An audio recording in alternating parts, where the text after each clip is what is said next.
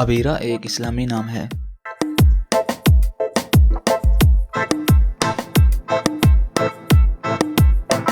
अबीरा नाम की इब्तदाई तारीख अरबी ज़ुबान से निकलती है।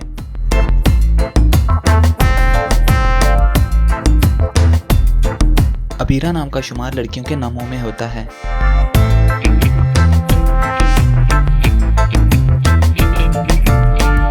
अबीरा नाम का मतलब ज़ाफ़रान है।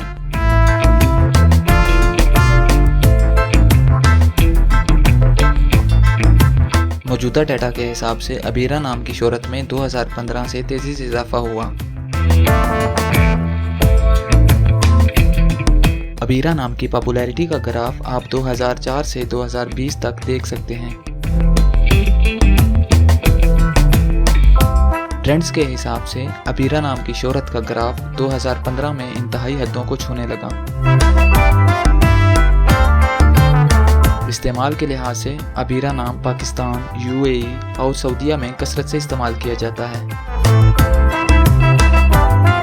इंग्लिश में अबीरा 6 लेटर्स पर मुश्तमिल है।